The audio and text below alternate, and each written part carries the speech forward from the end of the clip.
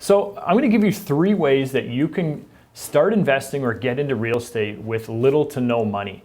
So the first option is wholesaling.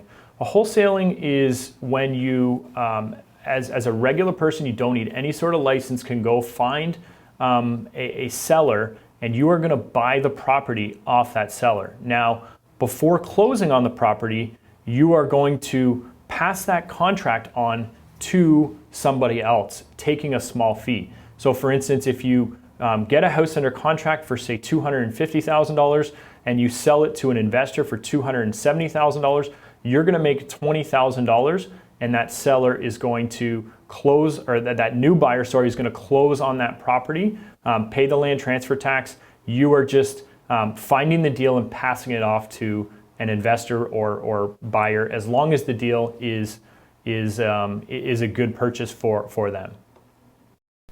The second way you can make money in real estate with little to no money is through Airbnb arbitrage, or re-rent it's called.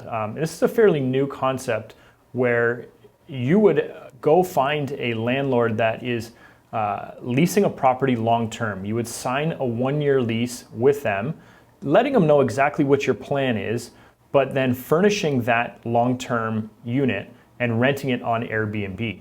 So you would take the profit from the long-term rental and the Airbnb as your capital that you've made. So say the lease is $1,500 a month, you're going to pay that $1,500 a month to the landlord, but then you're going to rent out on Airbnb, which will get a lot higher rates, and say you bring in $3,000 that month, you're going to profit $1,500 that month. So this last way that you can make money in real estate without investing any money literally takes no money or time.